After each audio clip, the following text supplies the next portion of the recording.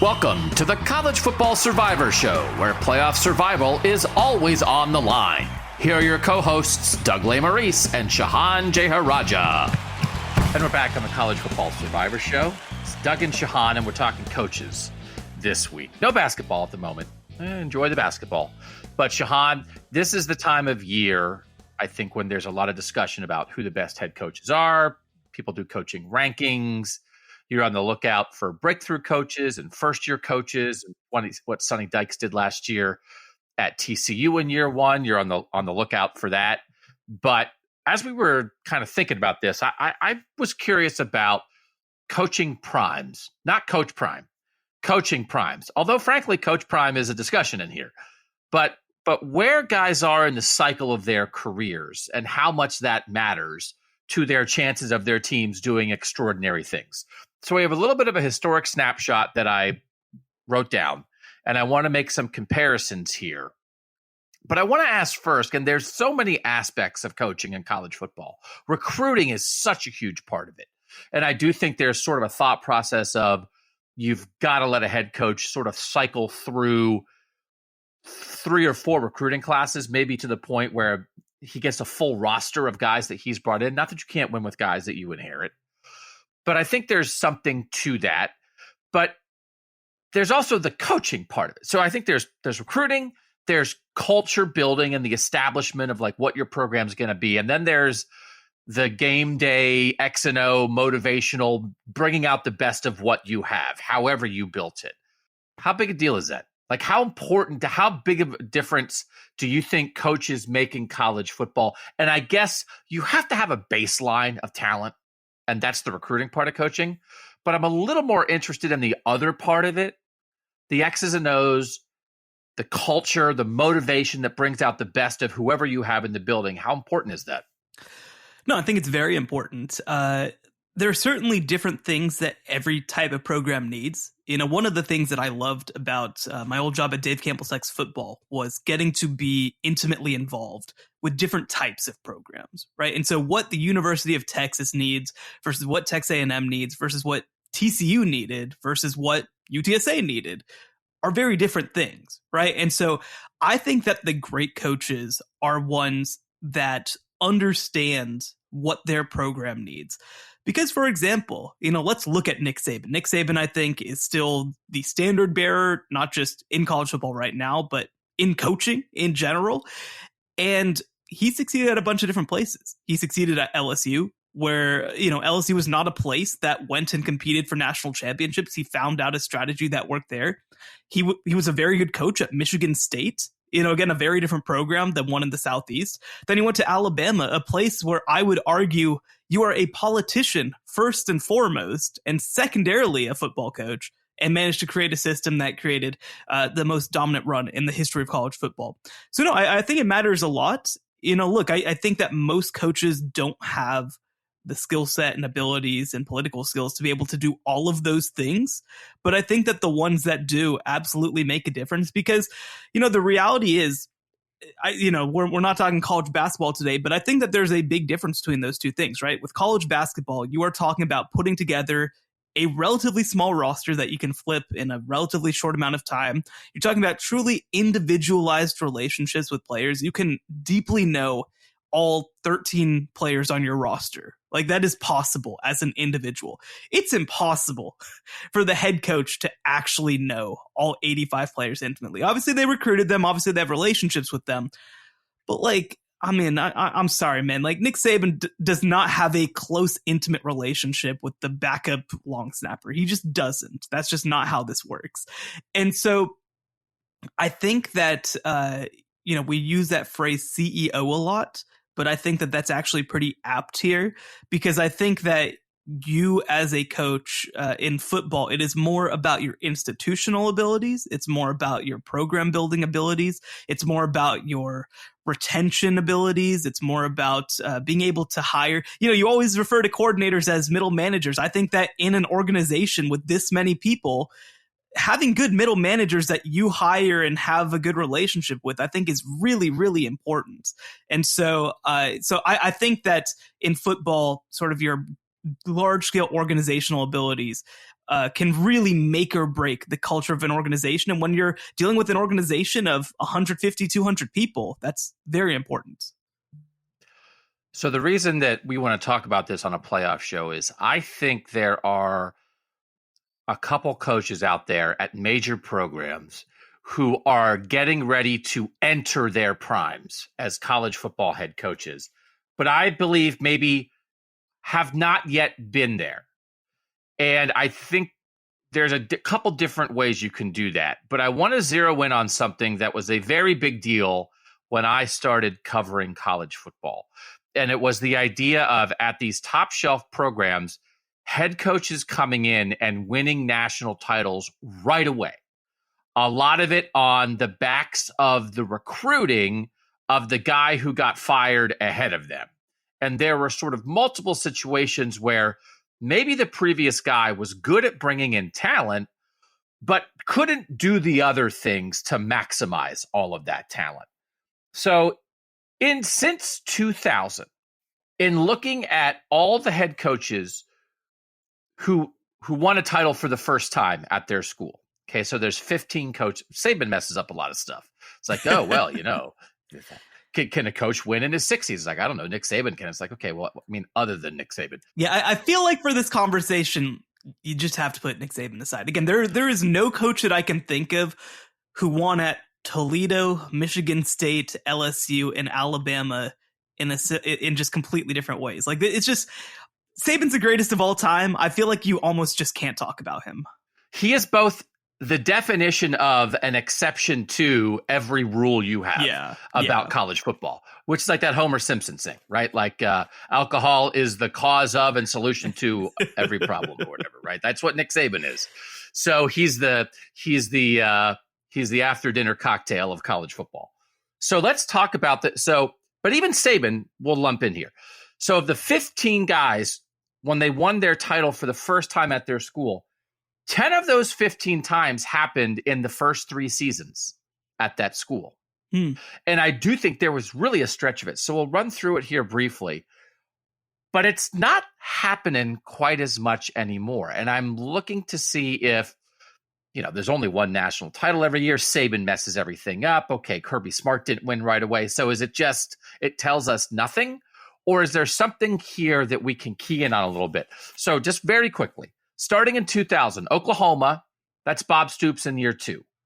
Miami in 01, that's Larry Coker in year 1, taking over for Butch Davis, who had taken over for Dennis Erickson, who had taken over for Jimmy Johnson. That one feels like cheating. That one feels like still cheating. The fumes. It's still Jimmy Johnson, Howard Schnellenberger fumes 2 decades later. Yeah, God bless Larry Coker, UTSA legend. That was probably not his football program. And I will say there's a lot, like every young coach or every new coach who takes over is sort of handed a successful program. I think fans are on alert for Larry Coker.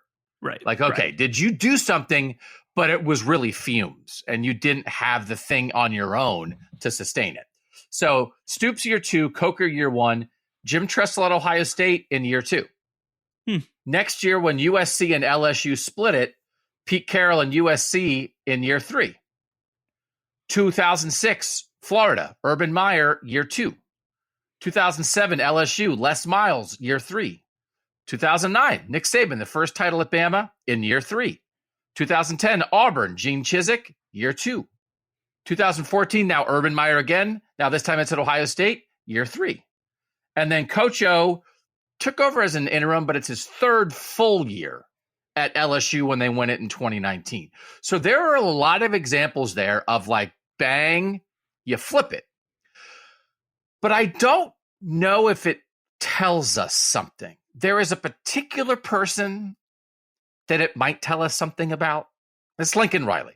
Is this a Lincoln Riley possible situation here? Because when you look at a lot of it, Bob Stoops is a talent base from John Blake at Oklahoma that Bob Stoops takes advantage of, and bang. Larry Coker just inherits a great program. It's not that anyone got fired. Butch Davis goes to the NFL. Jim Tressel, some good John Cooper talent, even though it fell off at the end at Ohio State, but that helps Tressel win right away.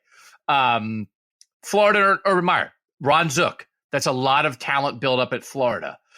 I think LSU, Les Miles. There's like a kind of a similar thing there. there's a couple that, and then Coach O and Gene Chizik at LSU and Auburn, those titles, that's to me just, no offense, but the talent in those individual years was so immense, kind of anybody could have. Yeah. I almost think anybody could have won with Joe Burrow, Jamar Chase, and Justin Jefferson. I think almost anybody could have won with Cam Newton. That is a Cam Newton title. That is a Burrow, Chase, Jefferson title. They didn't get coached to the title, and it just kind of happened that those guys wound up there. Good job by Coach O getting Joe Burrow to come in. He did recruit well. LSU recruited well. Cam Newton had to go somewhere. So I don't know. I'm not going to take a lot away from. Am I being mean? Am I being mean? Again, I think that you are being the appropriate amount of mean. I think that everybody who's around either of those two programs, LSU or Auburn, would probably very overtly say it to you in much meaner words than what you're using, what they think of those coaches. No, it is interesting, right? Because like you said, the most recent one of these that we have is in 2019, where you have a second or third year coach. Now, one that I will mention, and they didn't win, is Kirby Smart was in the title game in year 2. So, there are examples of that. Something that I'm curious about is, one, I feel like we've reached a point of efficiency with recruiting to where you can't have teams that have that level of talent that don't succeed. Because like Alabama, I mentioned it, I think last week, when you look at their blue chip ratio, they're at 91%. That's stupid. That is insane, right? Like we're talking about programs being at like, they were at like 60% and that was enough to compete. And, they're usually 12 to 15 programs that are in the 50 to 60% range. But like maybe we're just reaching a level of consolidation where you can't just show up at a place and it just work. The closest example we would have of that is Ohio State, who had a championship coach and then somebody who came in and did some nice things. And Ryan Day was playing in a national title game in year 2, I believe it was. So like, we have examples of that. But like, I say a lot. There are 3 programs that I think can do things differently than everybody else right now. And I don't know if it's quite as possible for a coach to come in and take a team to title caliber because of how much infrastructure those other 3 programs have in place. So, and the 12-team playoff is going to change this because you're going to get more teams with opportunities in that any given Saturday in the playoff. So, or that given Monday or whatever day they're going to play this stuff on. So, let's talk about Lincoln Riley first as we try to get specific about where some of these things apply to guys. And I do think one of the things that I think maybe does matter is I was trying to look at guys in their year at the school, but also in their year as a head coach overall. So Bob Stoops is a longtime assistant. That's his first head coaching job at Oklahoma when he does that in year 2. Larry Coker is the offensive coordinator. He just kind of inherits that, right? And that is when you just inherit the thing, that is a little bit of a different situation. And then it's like long-term, can Larry Coker do it? No, Larry Coker can't do it. But like you look at Jim Tressel, he was head coach for 15 years before he got to Ohio State. You look at Pete Carroll, he'd been in the NFL, right? Multiple stops in the NFL. You look at Urban Meyer, had done it at Bowling Green and Utah. So he wins it in Florida in year 2, but he'd been a head coach before. Nick Saban obviously had experience before he did it at LSU and then did it at Alabama. Gene Chizik, limited a couple years at Iowa State, not as much. Coach O had been around the block a little bit, right? Ole Miss, this time at USC, like Coach O had been around. So one of the things is, I do think that this might really apply to Lincoln Riley because I think it applied less to whatever Lincoln Riley was trying to do the first time around at Oklahoma. But I do think, and this is maybe why I want to have this conversation, I think there is something to figuring out how to be a head coach. So when you go somewhere new, you've got to figure out how this place works. You've got to figure out the president. You've got to figure out the AD. You've got to figure out the boosters. You've got to figure out the fans. You've got to figure out the local media. You've got to figure out all those things that maybe you're not exposed to. But if you've done it before, you're not trying to figure out how to do the job. I think Lincoln Riley at USC fits a lot of what these successful quick turn guys have done. And now Clay Helton did not leave him the recruiting base that Ron Zook left Urban Meyer or John Cooper left Jim Tressel, right? So that's a little bit different.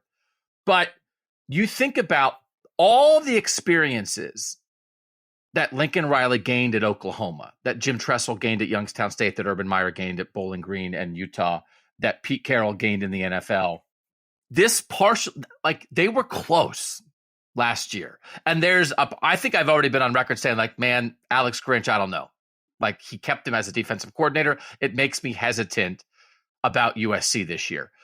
Now looking at it this way, there's a part of me that thinks everything Lincoln Riley has done in his life is leading up to this, which is I have a Heisman winning quarterback. I really know what's up. I know how to do it. And I know this place now, and I am ready to be the best version of myself when, frankly, maybe we thought we were getting that before, but this is a guy who took over as a head coach at age 33, I think it was, which is kind of significantly younger than most of this cohort. Everybody else, I checked everybody. Almost everybody's taken over when they're 38 or 39, they're getting their first head coaching job. He took over when he was 33 at Oklahoma. And Oklahoma, again, when we talked about the Mad Bowl, the matchups we want to see, and you're who would be mad at each other? And we were oh my God, let's get USC and Oklahoma in the playoff tomorrow. Oklahoma does not want to be viewed as a stepping stone. Oklahoma never previously had been viewed as a stepping stone. I think in this situation, doesn't mean Oklahoma is a stepping stone program. For Lincoln Riley, it was.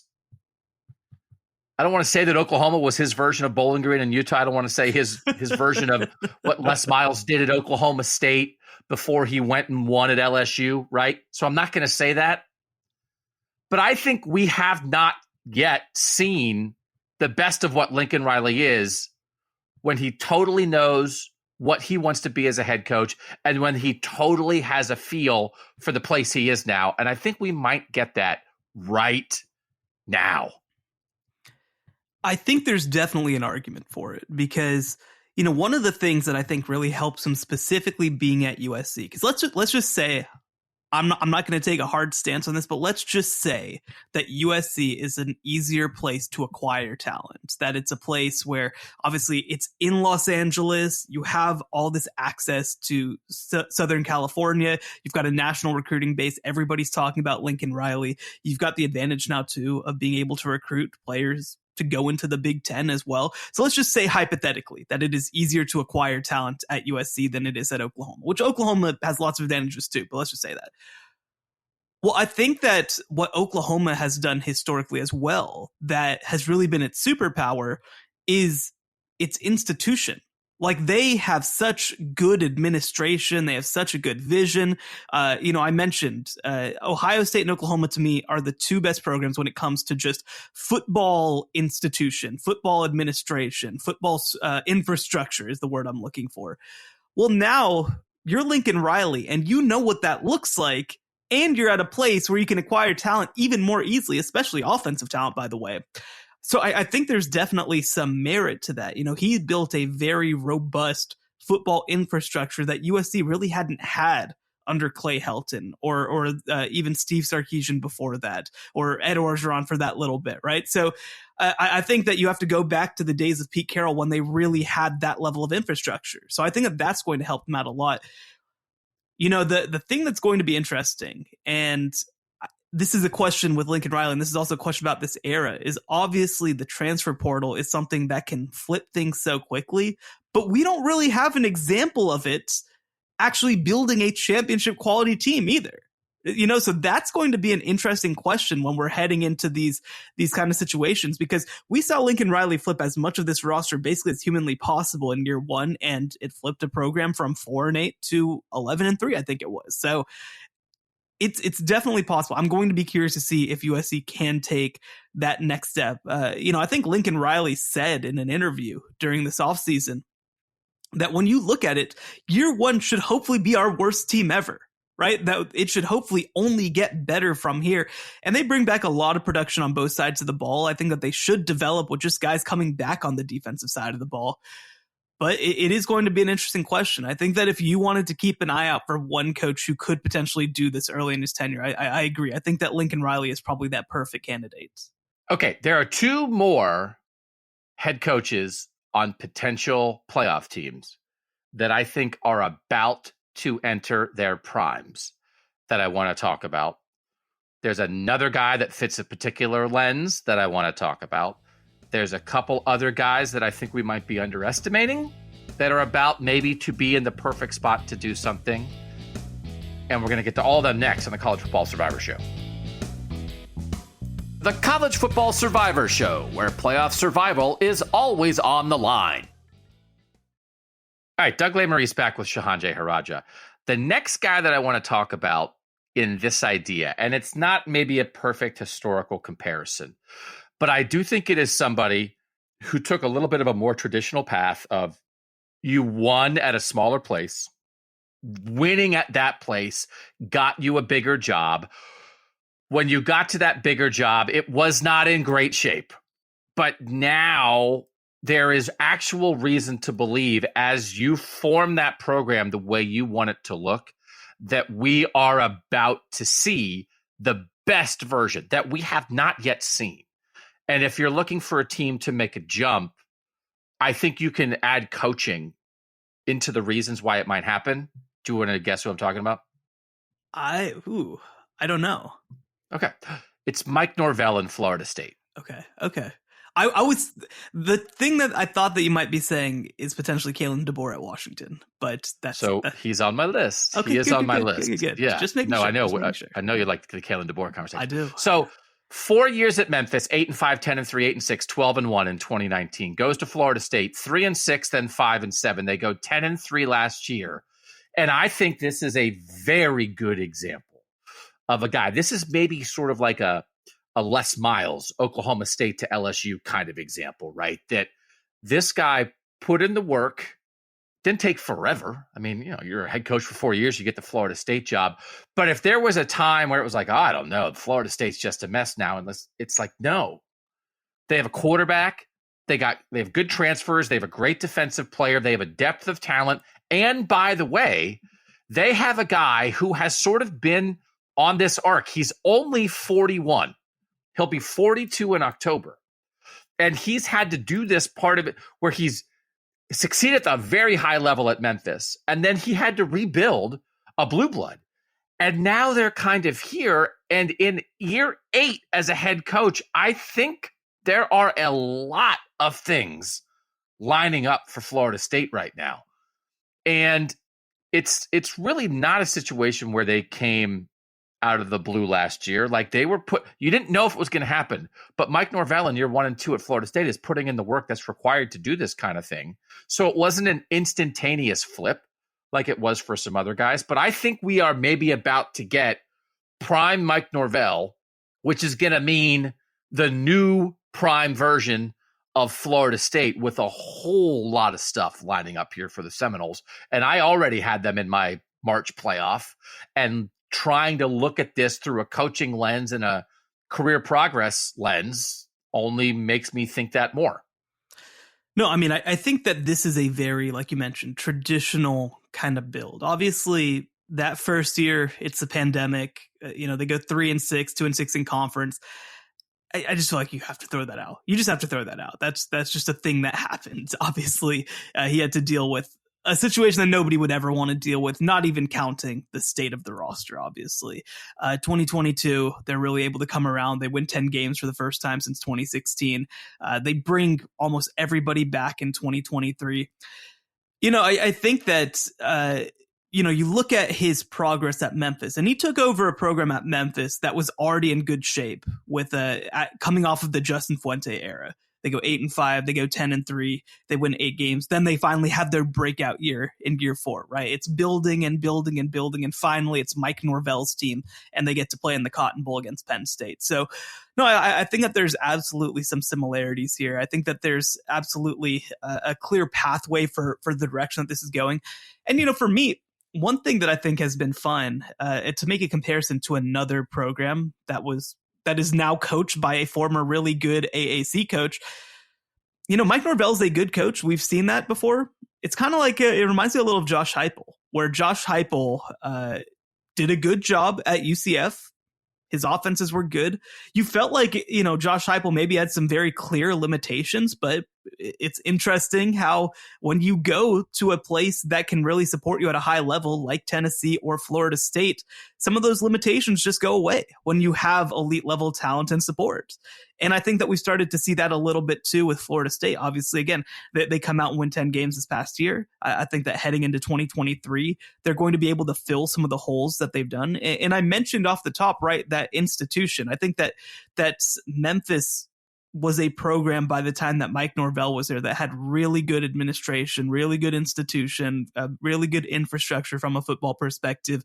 And I think that you've seen Florida State be patient and let Mike Norvell do that. Because, we can't forget, Mike Norvell took over a program that had fired a coach after like 18 months, in Willie Taggart. They really kind of threw that program to the wolves in a lot of ways. And that was after things tanked under Jimbo Fisher. So I think that they've let him come in and do his thing. And I agree. I think that we're potentially about to see Mike Norvell's best coaching job. So Lincoln Riley, ready to hit his version of his prime. Mike Norvell, ready to hit his version of his prime. Let's detour slightly and ask, is this a setup for a year two huge? Because actually Josh Heupel is sort of like that year two guy. He's just Hendon Hooker got hurt, and so they didn't make the playoff and have a chance at the national title. But that season that Tennessee had, compared to what Tennessee had been, is almost like a national title season at Tennessee. And give me a healthy Hendon Hooker. Who knows what happened? Also, they gave up 1 billion points to South Carolina, even while Hendon Hooker was still in the game. Yeah. But yes. So that's like a year two leap, though, right? For like hey, this guy came in and it didn't take long. So let me ask another year two leap question. And is there a way that some of the things that have happened in the past could apply to this guy? And it's Marcus Freeman at Notre Dame. Now, again, the difference is some of these other coaches who turned it quick had been head coaches somewhere else before. Marcus Freeman has not. But Brian Kelly wasn't fired. It was not a desperate situation, right? So he did inherit some things that work. You look back at the way the Notre Dame season unfolded last year, which is great expectation and hype in the preseason. They open against one of the best teams in the country in his alma mater at Ohio State. They lose. They lose week 2 to Marshall with a quarterback injury, and it gets a little bit goofy, and it's like, oh my gosh, I can't believe this happened. They have a weird loss to Stanford in the middle of the year, which I also think sometimes is just like, he's never done this before. Like he's trying to figure out, we weren't ready for this not very good team at home, and we lost a game we shouldn't have lost. And then they don't lose again until they lose the season finale against USC. But you look back overall, they win their bowl game. It's 9-4, includes a win over Clemson, win over BYU. Like in totality, it's like, oh, no, this is pretty good. And you could almost, I think, feel him and see them figuring it out as they go.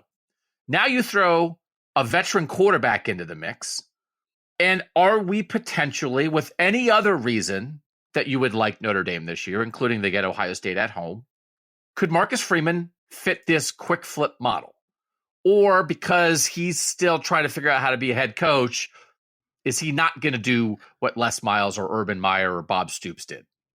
Well, I think off the Florida State question and off the Tennessee example, I do want to, I think, recontextualize what we feel as a successful year two flip, right? Because I just think that winning the national championship right now is so hard. Like, it's so hard. I don't think that you can make a comparison to 2000 Bob Stoops. I don't think you can make a comparison to 2006 Urban Meyer.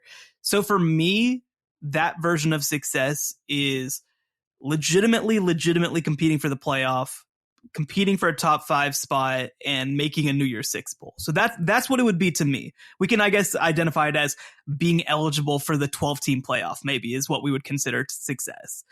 And when I look at this Notre Dame team, I think that, like you said, this is a perfect opportunity to elevate, because I think that that's really what you're looking at, right? I mean, obviously, Brian Kelly kind of had a team that did make multiple playoffs, but I think that Marcus Freeman, the way that he's kind of built things up, has an opportunity to elevate.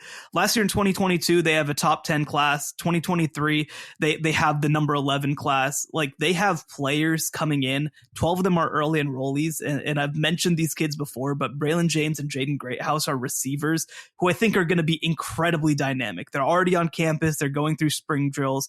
That I think has been one of the bigger issues that Notre Dame has faced, is just having dynamic playmakers outside. And these guys are that. Then you bring in Sam Hartman, who to me is the number one overall transfer of the entire offseason. He is a certified game changer, was an incredible player at Wake Forest, the ACC's all-time leading touchdown passer. I mean, this has a chance to pop. Defensively, they were pretty good all year long. Offensively, they were trying to figure some things out because of injuries. Well, now I think you have so much more around the offense to be able to really elevate it to a different level. You know, Audric Estime is back at running back as well. I think you really have to like the combination of returning production and guys that they're adding. And I think that, yeah, by the end of the year, I mean, we talk about this, right? The idea of in a 12-team playoff, a team that gets hot, like Utah has gotten the past couple of years, maybe you get to see them actually go into the playoff and win some games, as opposed to being eliminated because of what they did in September. I think that you look at 2022 Notre Dame as the kind of team that obviously would not have made the playoff last year, but you look at the way that they finished, it was impressive. Beating Syracuse, who was ranked at the time, beating Clemson, who was ranked at the time. They get beat by USC, and USC would have been a playoff team if not for Caleb Williams getting hurt. They beat South Carolina in their bowl game. I think that they won 6 of their last 7 games under Marcus Freeman, with the only loss coming to the Heisman winner. I mean, there's a lot of reasons to be excited about this team. They have a tough schedule to maneuver, but a lot of it comes in the latter half of the year. And so I think that there's absolutely a pathway to Notre Dame having success early. I'm going to have that game against Ohio State on September 23rd circled. Obviously, that's going to be a fun game just from the perspective of Marcus Freeman coaching against Ohio State. But, you know, you're also talking about an Ohio State team that is replacing their quarterback and having to replace some really key pieces. And I'll tell you what, if you're able to come in and beat an Ohio State team that also wouldn't have prepared against anybody of your caliber up until that point, I mean, that changes everything about the Marcus Freeman era. I do think Stoops is a pretty good comparison here. Bob Stoops at Oklahoma is hired at age 40. Marcus Freeman's hired at age 36. They're defensive-minded guys. Defensive-minded. They're defensive coordinators who are really good, really hot assistants who immediately jump to a giant job.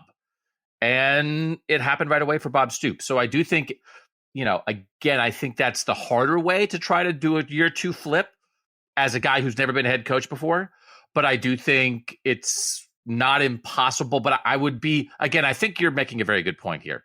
I looked at national championship coaches like, come on. And as we've been saying here, it's a playoff show. We can't define success as only winning a national championship. But I would be on alert for Notre Dame is, like they're ready for this, and they're maybe even ready to elevate beyond what they had been as a very highly successful program with Brian Kelly. And it starts now. It didn't start last year, right? That's one of those things too. It's like, you can be like, hey, it's like people like Marcus Freeman, what a great hire. We're saying on this show, oh my gosh. And then they're 0-2, and it's like, well, there goes that. It's like, no, it's not over because they started 0-2. Yeah. So keep that energy for the second year of Marcus Freeman at Notre Dame. And the comparison that I would personally make is I think that this is actually more of the Lincoln Riley, because you get Marcus Freeman. He joins a Notre Dame program that has competed at the top, but hasn't really been a legitimate contender at the top, right? I mean, and actually there's some comparison because Bob Stoops wins in his second season and has some early success and then goes 7 or so years without actually having a national caliber team.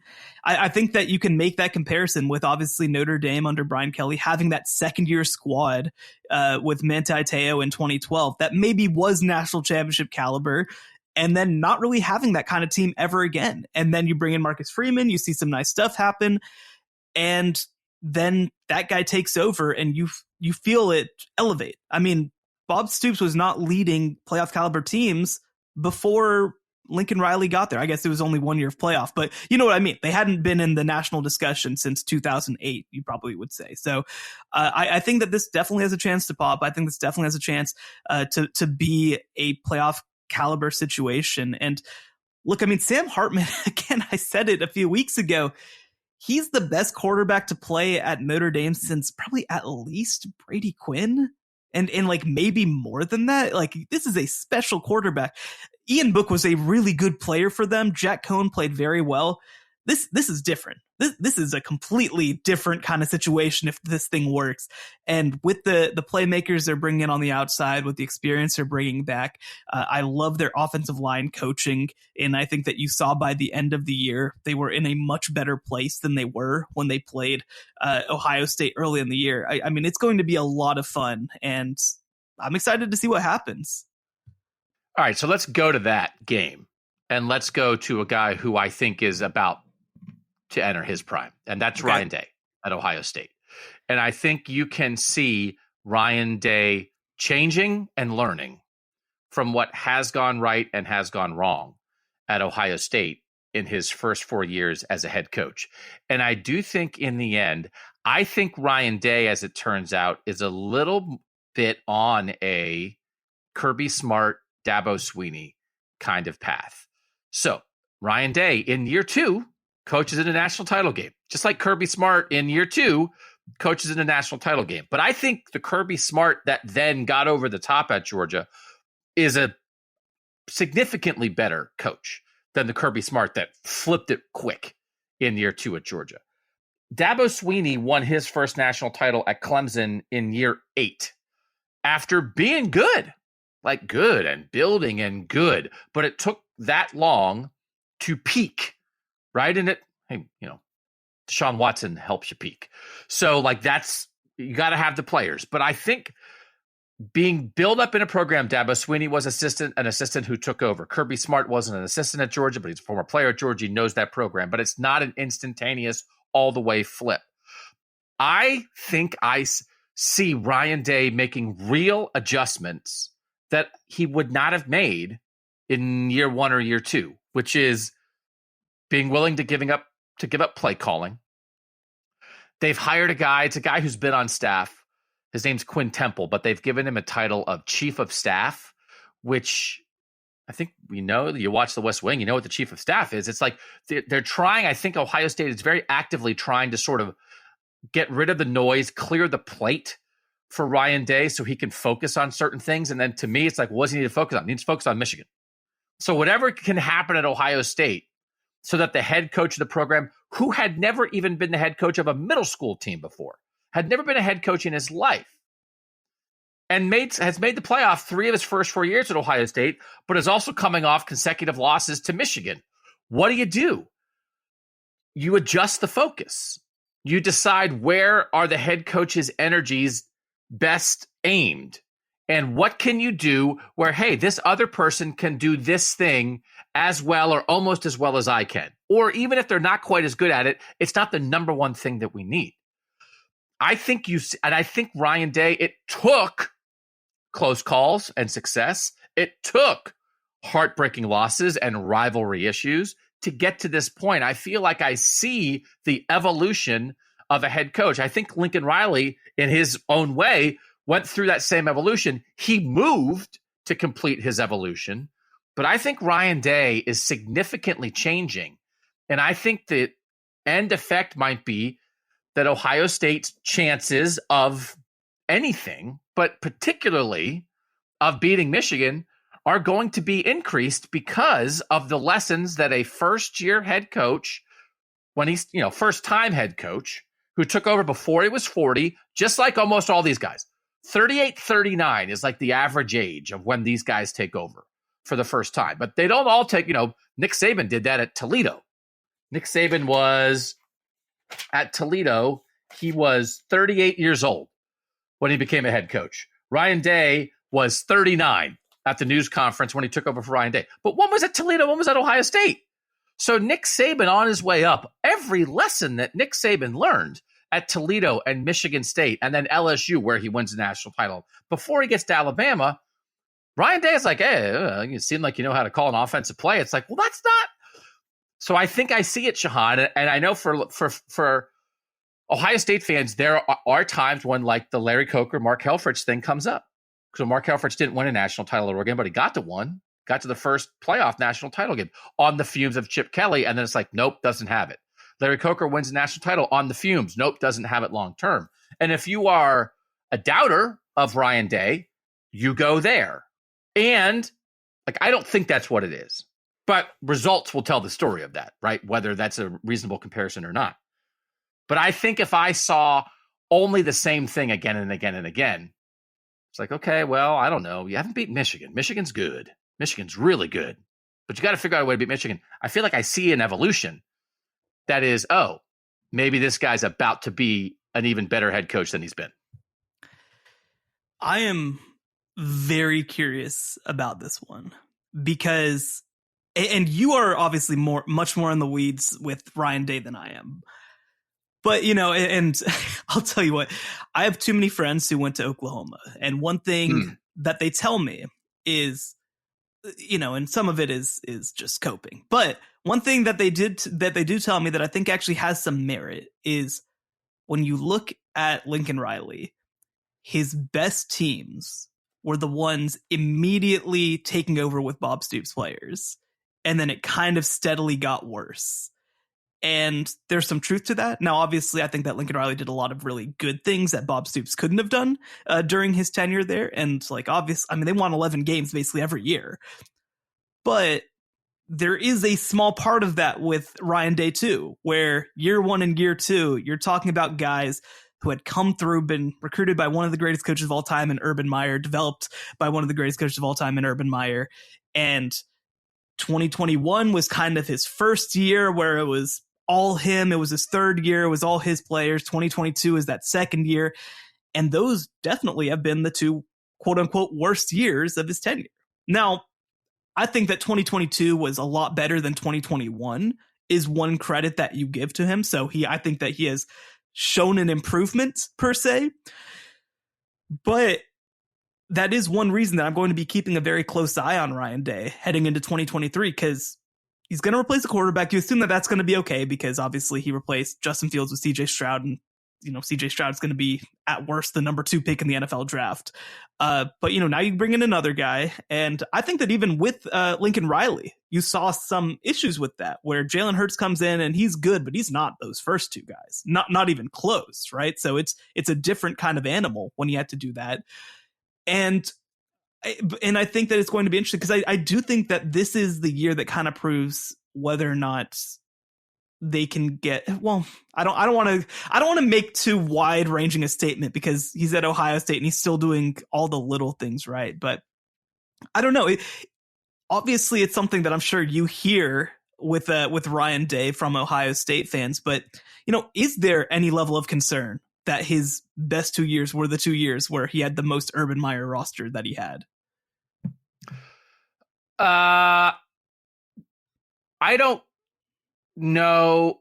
Maybe. I mean, it's hard because like best 2 years, and it's like, well, I mean, it's really just losing to Michigan. It's right. He didn't lose to Michigan those years because they beat him the 1 year, and then the next year they didn't play him. And Michigan's really good now. And so I do think in the end, the thing to me is when you have a situation like that and a game that matters so much that you've lost 2 years in a row, if you didn't see a reaction, I would raise my eyebrow. Yeah. Because if you said to yourself, you know what, we're doing all the right things, we'll keep doing what we're doing. And I just think there's enough things that have happened where they didn't say that. Yeah. And so I think that's reason for optimism, whether it's giving up play calling, whether it's this like sort of the logistical day to day. They hire a guy like James Laurinaitis, who's a 3-time All-American at Ohio State, to come in and be in the building. And, you know, I was saying like, hey, hire Jim Tressel as the rivalry coach, you know, whatever you got to do. And it's like, well, they didn't do that. But like James Laurinaitis is like the pretty living close embodiment of Jim Tressel. Yeah. So I like the reaction to it, but I do think so. We don't know, but I think it's possible that a guy who has never been a head coach before and now 4 years in, and he's saying things that like in the past he would have said that 180 degrees opposite of that. Just the view of being the whole head coach of a program. And right, as opposed to, I think sometimes a lot of younger coaches, you can get stuck on the side of the ball where you have your expertise. And I think you just see an evolution there that I think is encouraging. And it makes me think there's certainly a real chance that the best is yet to come. And like Kirby Smart is the example to that of me. I think Dabo is a really good example of it, but I just think, and we can do 2 minutes on Kirby here. I just think we are entering the era of Kirby Smart dominates college football for the next decade. Took over as a head coach when he's 38, has learned all the lessons, again, jumps right into a gigantic job, learned at the feet of Nick Saban, and took over a program in Georgia that had been underachieving for a long time. And I just think he's checking every single box right now. And yeah, it's like, oh, just go be Kirby Smart. It's like, oh, great. But again, think of what we thought about Kirby Smart a couple years ago. And it's one of these things. Were we wrong about Kirby Smart? Speak for yourself. I still remember one of our first episodes where we ranked the 8 coaches in our group.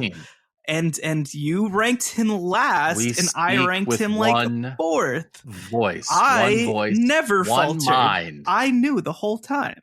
I knew. One heartbeat. We are one. So some people might have underestimated him. So the question is, for those people who may have done that. Yeah, many people were underestimating many people. I wonder who those people were. 50% of podcast hosts on this podcast were underestimating him. Were those people wrong, or did he get better? Right? Did he? Because that's the thing too. Sometimes in this business, in anything, but like in sports talk especially, you say something and then someone does the opposite of what you said, and it's like you were wrong. And it's like, well, were you wrong in the moment, or were you kind of right, and then a person got better? Yeah. Because I think even like the things that you like Kirby Smart, they're the Georgia players are at the national title game and they're doing yoga, like to warm up and practice. And like Kirby Smart has a whole thing about, clearing people's minds and making sure their bodies are right. And like the connection of all the things. It's like this, I don't know. Maybe they were doing yoga in year 1 at Georgia. I don't know. But that sounds like the thing that a coach who's been around and has a holistic approach to how to bring out the best of his entire program does. And I think there are so many lessons that can be learned from how Kirby Smart's coaching Georgia right now. Yeah, so I think a stark difference between these two coaches is that Kirby Smart, I think, much more came in and took something down and rebuilt something, as opposed to Ryan Day kind of elevating something that was there. But the flip side that I will mention, because the funny thing about it, Kirby Smart was in a national title game in year 2, arguably should have won it. It took Tua coming in and having this crazy game and winning in overtime for that to happen. Otherwise, Kirby Smart might be that second-year head coach that we're talking about who has a national championship. And, something that I said is if we flipped some of Kirby's seasons and it was like year 1, they struggle, year 2, they have what they did in year 3, and year 3, they're playing in the national title game, I feel like people view it differently. That's probably a little true of how I view Ryan Day, right? Like where like he still did the thing. I mean, we have to remember in year 2, Ryan Day came back and coached the pants off of Dabo Swinney, like totally dominated him. And because of what he did, and obviously then he runs into a really good Alabama team, and that's just a thing that happens. So no, I mean, I think that Kirby Smart, there's another comparison that I'd make, which is he got his Todd Monken. Right? Like he brings this guy in to not change what they're doing, but to elevate what they're doing. And there's a good comparison between that and with Jim Knowles and bringing him in. And I think he's one of the best defensive coordinators in the entire country. And I think that we saw some early results like we did with Todd Monken. I think his first year, right, was 2020. And we saw some nice things happen in 2020. But in 2021 was the year where Todd Monken was like, no, I'm that guy.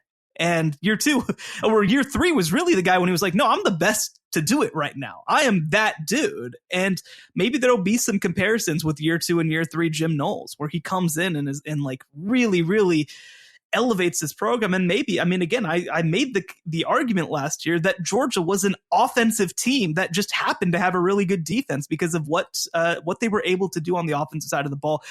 If Ohio State is also able to get to that point, I think that you feel good about that. But no, I think that I think that your points are well taken. I think that Kirby Smart was a good coach from the beginning, but definitely improved and changed and evolved to the point where now I think in 2022 and in 2023, like you said, he goes from being a very good coach, a top 5 coach in my mind, and, maybe a top 8 coach in Doug's mind, to being, consensus number 2. He is consensus number 2. Some people will try to make the argument for Matt 1, which I think is insane, but, consensus top 2 coach in college football right now. And that is, I certainly would not have had him there even a couple years ago.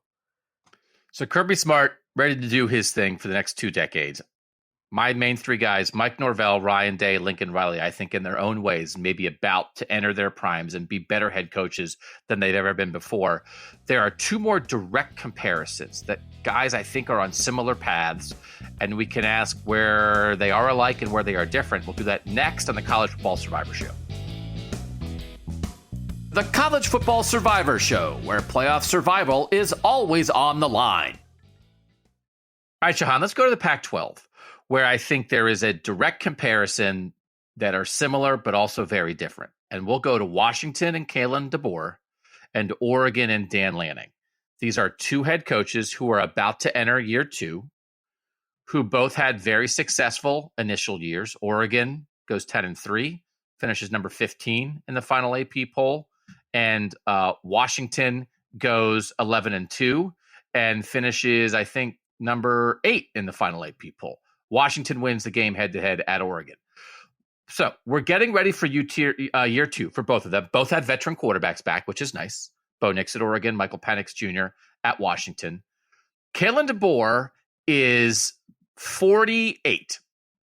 Dan Lanning is 36. Kalen DeBoer was an NAIA coach when he was 30, head coach for 5 years, but then recently was the head coach at Fresno State for 2 years before he got the Washington job. Dan Lanning had never been a head coach before he got to Oregon. So now we're thinking about, we just had a year 2 flip discussion with Marcus Freeman. Both these guys kind of had year 1 flips. Like they both were really good right away. But I think maybe, certainly, you have to talk about both these teams in the playoff picture. You have to talk about, is there even more out there for both of these teams? But I think my inclination is that Kalen DeBoer, who's been a head coach before, who's been around the block, who's a decade older than Dan Lanning, if we're trying to see who's more likely to peak in year 2, I think there's some evidence to say if you want to look at both these schools and say both could do it, you might lean Washington as your more likely playoff peak Pac-12 candidate this season, Sean. Yeah, there's a lot of reasons to be excited about Kalen DeBoer. One of the funny things is you talk about Kalen DeBoer takes over at Sioux Falls in 2005 as a 30-year-old. They go 11-2. Like, he took over a good program is the point. Year 2, they go 14-0 and begin a streak of 3 national championships in 4 years. And the 1 year that they didn't, they finished runner-up in the national title game. He went 67-3 as a head coach at Sioux Falls. I don't care if you're doing that for like your son's Pop Warner team. Going 67-3 is insane. Insane stuff. Obviously, after that, kind of builds his way up, goes through Southern Illinois up to Eastern Michigan, I believe under Chris Creighton, who's done a great job over there. Stops at Fresno State, stops at Indiana, eventually gets the Fresno State head coaching job. And similar deal. Year 1 goes 3-3. Year 2 is 9-3. Like a really, really good year with Jake Haener at quarterback. So we have evidence that Kalen DeBoer gets even better in year 2 than he's in year 1 everywhere that he's been. And so, no, I think that there's a lot of reasons to be excited. I think that I picked Washington as my 4th playoff team in our first playoff picks. And I don't know exactly how confident I feel about that. But I mean, I think that this Washington team, you make this comparison. Obviously, the pathway is very different. But I do think that you have to look at this in the mold of the Bob Stoops and the Urban Meyers and all of this, because you had Jimmy Lake, who kind of tanked the program, but maybe not as much as people feel like they did, especially from a roster perspective. And you're really kind of working off the fumes of Chris Peterson, who's one of the great coaches of all time, who built strong, great rosters. And then you have a coach coming in who really knows what to do with it. And we saw that in year one. I feel like Washington might be the single most underrated program from that 2022 season. Like, they were a dumb game away from maybe being in the college football playoff, and they don't get talked about. But I love what Kalen DeBoer is doing over there. Obviously, they bring back Michael Penix at quarterback, who has a chance to compete for the Heisman. They've got an awesome wide receiver room. Their offensive coordinator, Ryan Grubb, I think will be a head coach after next season, after the 2023 season. And defensively, I think that they're only going to continue to get better. So I love this Washington team. And when you make the comparison to Oregon, right? Oregon had a quote unquote more talented roster after multiple years of recruiting under Mario Cristobal. But I do think that you saw those moments of youth and inexperience in coaching in Oregon's first season. I think that you saw moments where, you go back and think about that Washington State game where they managed to escape it, but they're down by double figures late in that game against Washington State. And you kind of just feel like maybe we're not seeing the best version of Oregon quite as yet. And Dan Lanning, like you mentioned, I mean, he's 36. This is only his second year as a coach. I think that we're going to see an improvement in year two. But I just think that you have to look at the experience that Kalen DeBoer has and the roster that he's going to bring in at Washington. And I just think that this is going to be a great matchup. And obviously, these are two of the continuing Pac-12 teams, which I think is going to be a lot of fun. I view Kalen DeBoer as kind of the guy who is best positioned to make that year two jump once again. Marcus Freeman, Dan Lanning. A lot of comparisons there. Yes. Right. Young defensive coordinator who had never been a head coach before. If we're, you can't say, I think Marcus Freeman and Sam Hartman are going to do it and say, well, Dan Lanning and Bo Nix have no chance. I think they're on similar paths, but it's like, which path would you take? It's just fascinating. The way the Pac-12 reset a year ago, that we are now entering year two of Dan Lanning at Oregon, year two of Kalen DeBoer at Washington, year two of Lincoln Riley at USC. This could be a thing, but if you're going to line up who has the chance for like a year two peak, I think you've got to, I think your order has to be Lincoln Riley 1, Kalen DeBoer 2, Dan Lanning 3. And that doesn't mean it's impossible for anybody, but it's an exciting time in the Pac-12 before it breaks apart in splinters and isn't on TV. But for right now, what a great year 2023 might be. I'll be able to get it. I'll be able to flip right over from Ted Lasso to watching the Washington game. And I'll be able to, I think I probably get Eye on TV or whatever it was that Brett McMurphy reported. I don't know. That seems to be fake. But yeah, we'll be able to watch it. I bet that I can get it like on like my fridge or something like that, or on, there's got to be some ways. Do you watch Ted Lasso? Yes, I do. Yeah. So do you like Ted Lasso? I do. I love it. So yeah, no. Do you watch it? I did not watch it, but then I just started watching it to get caught up before season 3 started. And I don't like it. Yeah.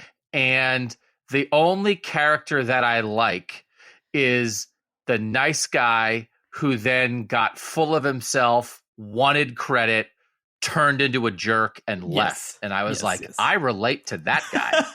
So I think that one thing about Ted Lasso is that season 1 was released at just like the perfect moment, because it was deep pandemic whenever that first came out. And so like the first season is like relentlessly positive. And so I feel like I feel like that was so needed in that moment. And then season 2 came out, and season 2 is like all about dealing with like mental health and like the trauma and stuff like that. And that was like right after the pandemic kind of winded down. And so like, I feel like each of those things were such like, yes, I think they're great on their own, but you really needed to experience them when they came out. They were perfect for the moments that they came out to. So I think that, and I still think it's great. I rewatched season 1 back before to get ready for season 3. And I don't really know where they're going in season 3, frankly. They've only released 2 episodes, but I still love it. I would like, maybe people have already done this. I just passed on the whole Ted Lasso thing. I would like to do a podcast reacting to the results of Richmond and just ripping Ted Lasso for being a horrible coach. That I would actually enjoy. Well, look, I mean, spoiler alert if you haven't seen season 1, he was hired to lose. He was hired to take They also have not explained to my satisfaction. So, I like he did it. He danced a jig in his football coaching locker room, and I still think they need to explain that. But the idea that it's like, hey, here's a cool show about a coach who sucks. I'm like, what? What are we talking about here? Why is that fun? So anyway, that's enough Ted Lasso. Ted Lasso, the only guy, I like the guy who says, oi. You've named almost half the characters at this point. No, I only like the grumpy characters. I don't like anybody who's nice. I like many of them are grumpy. It's an English show. That's true. Oi. So the last thing is I have another comparison to a specific guy that I think should give some optimism potentially. And I want to make a Mack Brown comparison. Okay. Because when you look at how guys won national titles since 2000, Mack Brown does kind of stand out. We're talking a lot about like instantaneous flips. And Mack Brown at Texas is not an instantaneous flip. Mack Brown at Texas is, I was a good coach at North Carolina and learned how to do it. And then I went to Texas and then I was good there. But he won his national title at age 54 in year 8 at Texas. But they'd been good. And this is not, can you hold?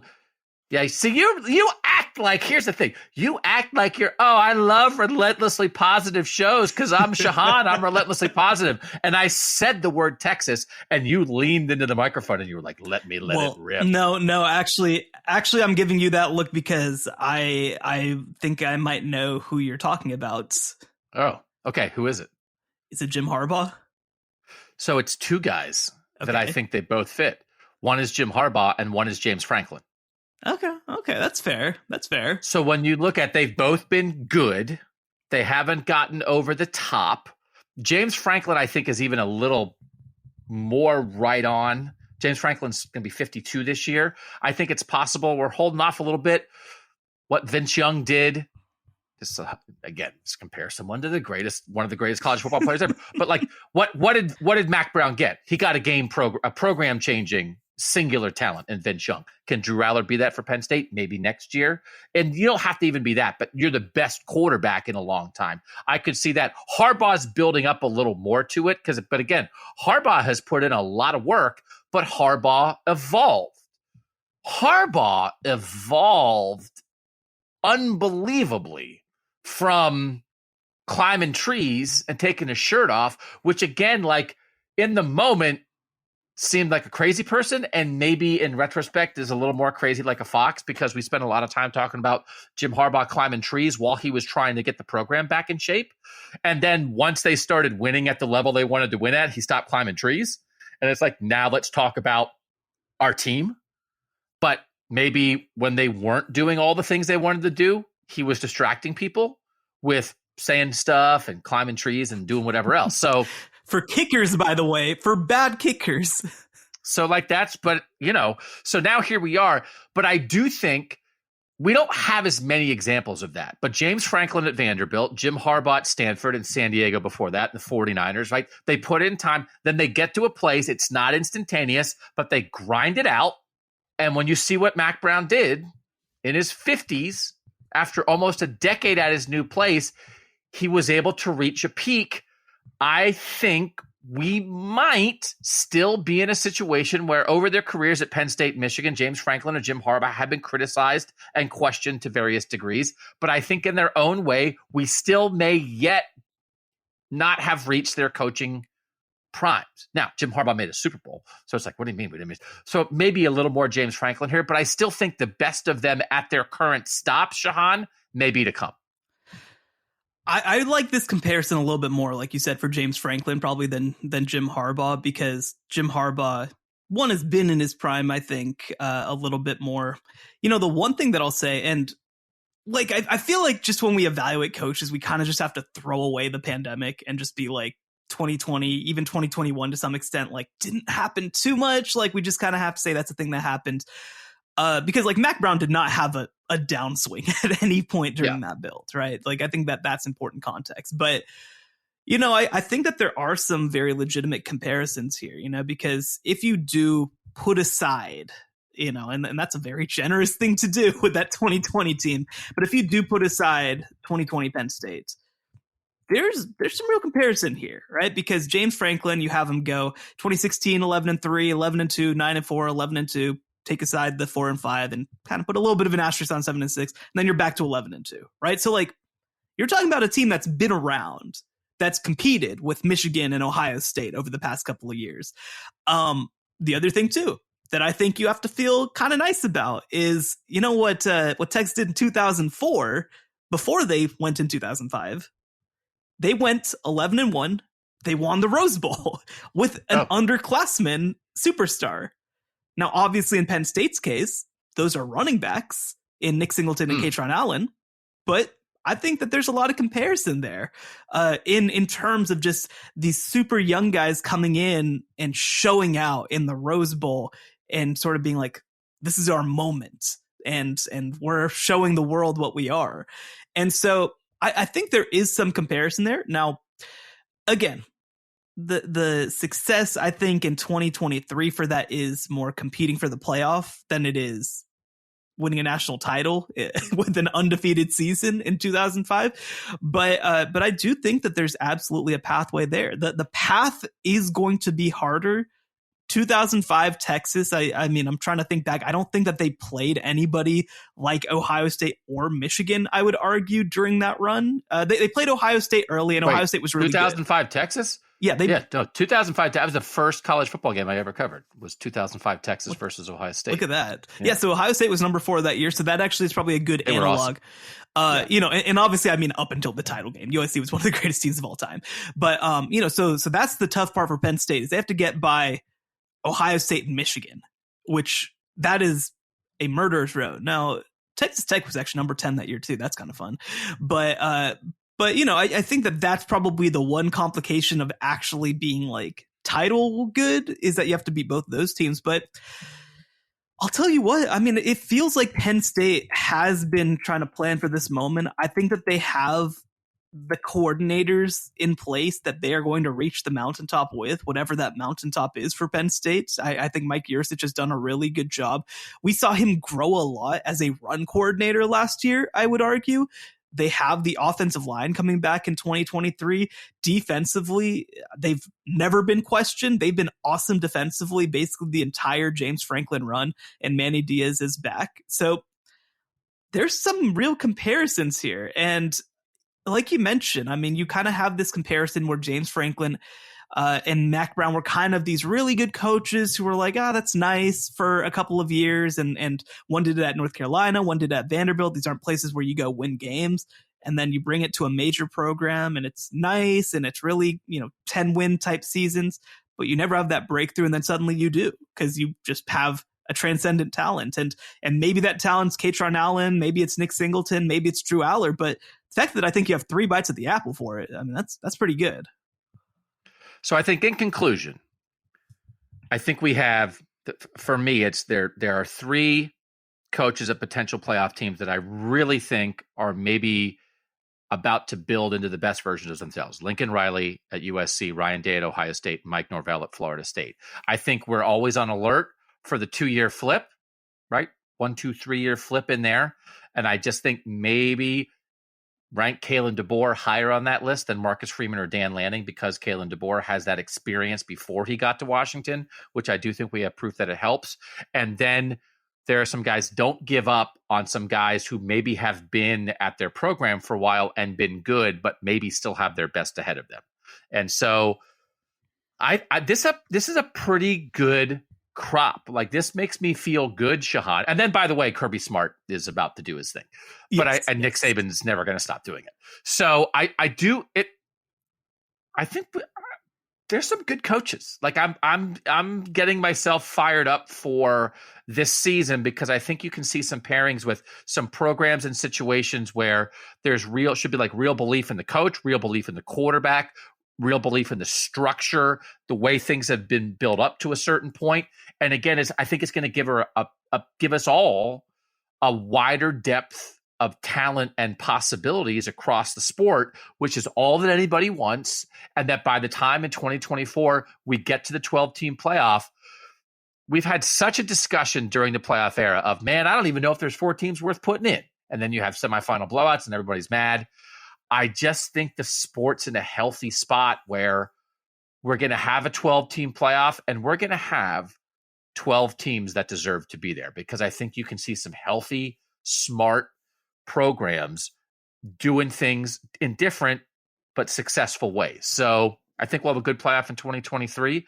But I want to see Kalen DeBoer in the playoff. I want to see Mike Norvell in the playoff. I want to see Lincoln Riley at USC and James Franklin at Penn State and Brian Kelly at LSU and all these. I want Brent Venables at Oklahoma. You know, I want to see all these different guys get a shot on the biggest stage, because I think there's a lot of them that are going to earn it. Yeah, you thought you could just sneak Brent Venables in there like that. But I think that I really like the creativity with which I feel like we've seen coaching hires made. I think that we are seeing more of a wide look at candidates. Right? It used to be like, you get the team that made the, and Mike Norvell was this, but, you get the team that's from the group of 5 that made the BCS game, or you pick the national championship coordinator, and it just got very stale, right? We had all these bad Saban assistants for such a long time, all around college football, but especially in the SEC. And I think that, even you look at the example of that. I mean, it's Dan Lanning out at Oregon. It's not him going and Kentucky trying to win with Kirby Smart's assistant, right? So like, I think that we're getting more creative. Even if you want to look at Baylor with Dave Aranda, right? Like, that's a championship coordinator, but it's not like he went to Texas A&M and plays against LSU every week. I think that we're seeing a more national approach. I think we're seeing a more creative approach.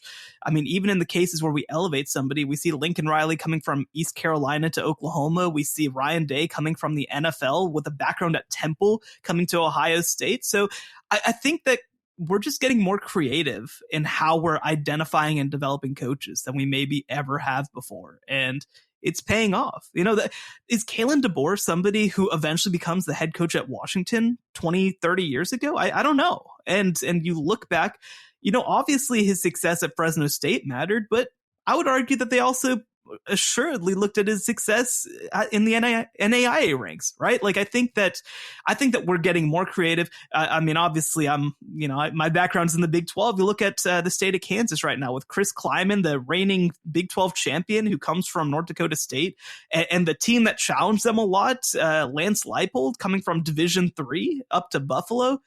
I just think that we're getting a lot smarter about how we're evaluating and developing coaches than we ever have before. We're not just looking for the next random guy off the Saban tree, or the next random guy off the Trestle tree, or whatever else, right? I think that we are being more creative. And also I will mention too, I think that the Sabans and the Ohio States and all these programs too are also being more creative about how they're getting coaches as well. So I think the sport's in a healthy place. I think that we're in for some good football. And one thing that I will mention too is 3 of the names that we mentioned are going to be playing in the Pac-12 this year. So this is going to be a very fun Pac-12 year. I'm loath to crack this door for you because we need to go, but you did mention it. What a year for Kansas State sports. Yeah.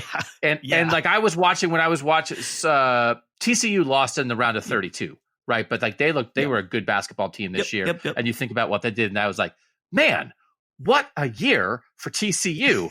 And now you see what Jerome Tang and my God, that game Kansas State just played against Michigan State, they're going to go to the Final Four. Who's the point guard? Noel? Marquise Noel, yeah. Oh, that guy's like, he's unbelievable. Yeah. He's like the Deuce Vaughn of the basketball team. Yeah, totally. Can you just drive there? Can you drive right now to Kansas State and do a story about those two guys? What a year for Kansas State. No, so I was mentioning this on Twitter. So obviously Jerome Tang, the head basketball coach at Kansas State now, is the longest time Scott Drew assistant. He came there in 2003. He was like a charter high school basketball coach at the time. And Scott Drew was like, I really like you. Come on over to Baylor with me. And there's some great stories that have been written about that. But But back in 2012, this was my freshman year at Baylor. Baylor had a point guard named Pierre Jackson. He was on the Elite Eight team with Perry Jones and all of them. And then he was like the preseason Big 12 player of the year. And Baylor just wasn't all that good, but they went on to win the NIT. And he was also like 5'8", and they just...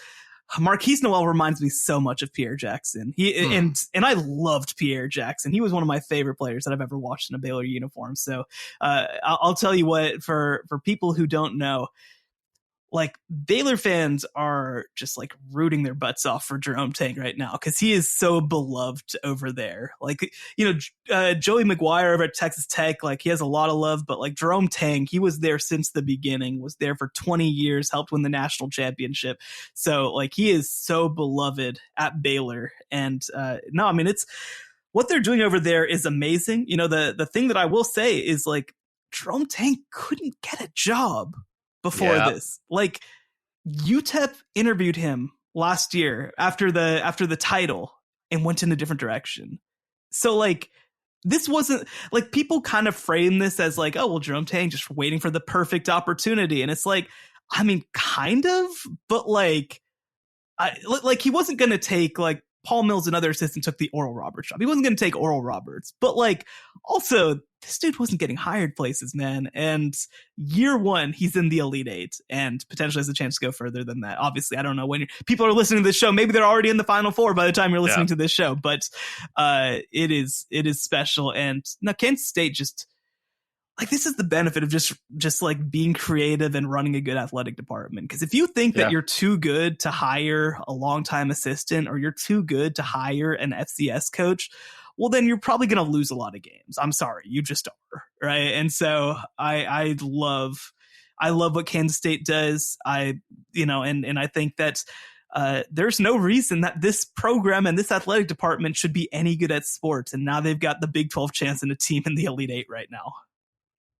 We just ran through all these college head coaches who got their first head coaching job like in their late 30s. Jerome Tang's 56. Yeah. Took this long. Yeah. It's 56.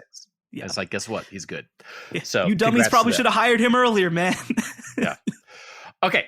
Thanks to you guys for joining us this week. This pod was a little bit delayed, just like it's a busy time. So we're always so happy when you guys join us on the College Football Survivor Show. Make sure you're reading Shehan at cbssports.com. I do think we'll dive back in a little more specifically to some spring football stuff. We have some ideas for next week. We know that's happening out there in the world, and we want to keep you guys updated about the best teams. But for now, thanks for listening.